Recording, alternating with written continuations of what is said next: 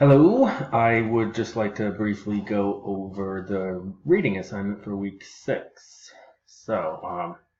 Lots to read this week, and discussing these readings cover important developments in the legal system in the United States, and these questions that are raised in what you're going to read this week are directly connected to the U.S. Civil War, Southern secession that led to the war. So pay close attention. As always, read the chapter introduction. The first document you'll read is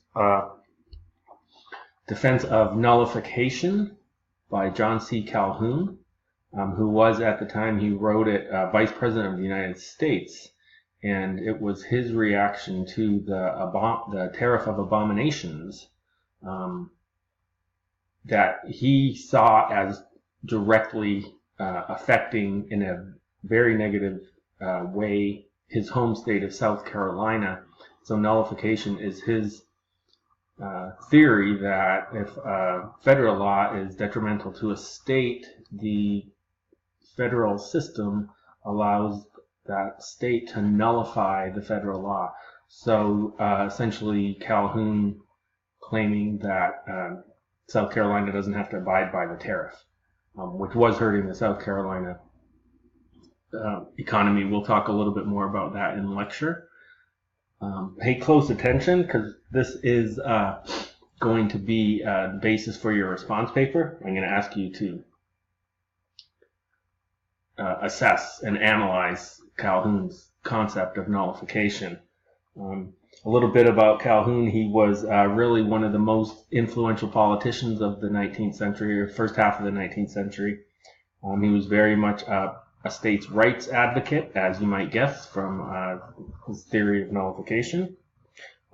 He died in 1850, but 10 years later, South Carolina, his home state, became the first state to secede from the Union, and the secession of those states directly, in the secession, these states tied their theory of secession directly to Calhoun's theory of nullification. Also consider, as you read that document, why he wrote it anonymously. There's a few reasons you might come up with for that. The second document is Jackson calling for Indian removal. We'll talk a little bit more about this in lecture as well, but Jackson was very anti-Indian. He'd fought Native Americans for many years, but most notoriously perhaps down in Florida during the Seminole War, the first Seminole War. And he was pretty harsh and brutal, and certainly by our standards today quite racist against Native Americans. He's going to strongly advocate for removal of Native Americans from the east to Oklahoma, essentially, which was going to be titled in Indian country, Indian territory, far away across the Mississippi River. Keep in mind, most of these tribes that were going to be forced to relocate along the Trail of Tears had treaties with the federal government, with the United States, that gave them title and sovereignty to their tribal lands. So the forced removal of these natives is going to be a direct violation of those treaties. You'll read these two important cases associated with Indian removal, both handed down by Chief Justice Marshall, who you've met already.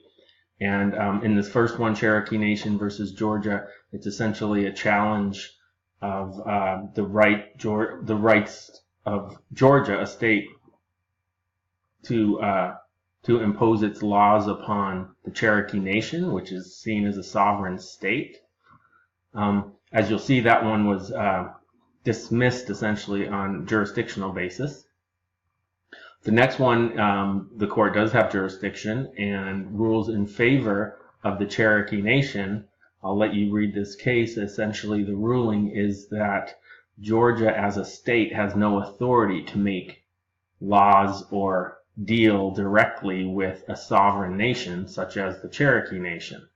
That role is specifically given to the federal government by the Constitution, according to this case.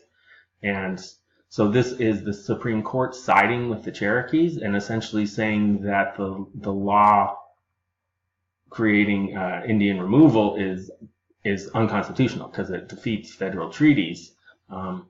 President Jackson basically ignored this famously, and Indian removal went forward.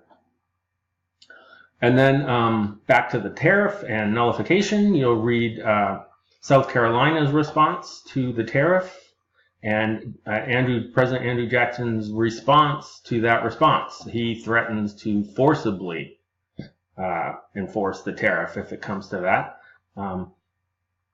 He argues specifically against secession. South Carolina is arguing here that if we don't like this law and it's going to be forced on us, we can raise an army and leave the country, secede.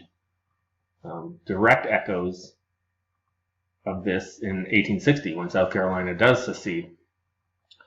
Jackson comes down very hard. So here's a states' rights guy coming down very hard against the state asserting this sort of power.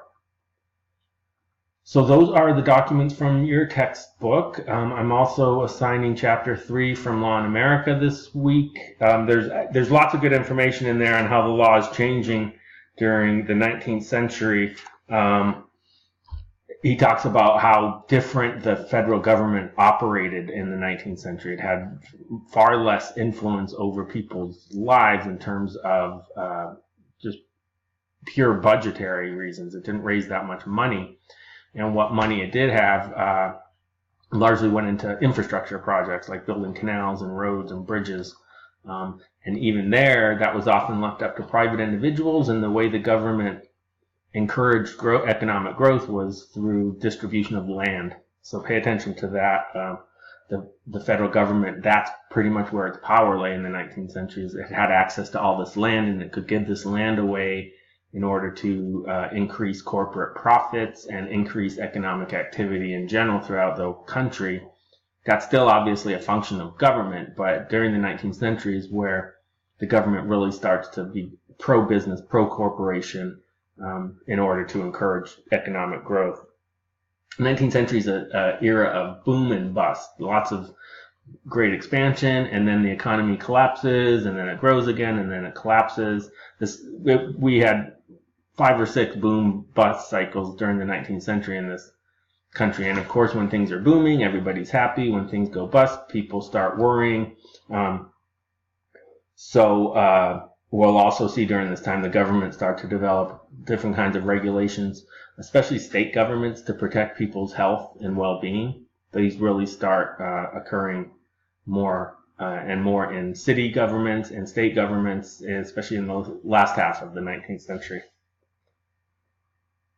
So enjoy that. And then the final bit I have for you is a short excerpt from a very good PBS series about Native American history called We Shall Remain. And the little clip I assigned is about the Trail of Tears. So, yeah, it's still active. And again, it's a short clip. It's not the entire movie. I believe it's about a 5-minute clip. And it's very well done. Yeah, it's a 5:24. So enjoy that and have a good time engaging with these sources. And I will see you in lecture.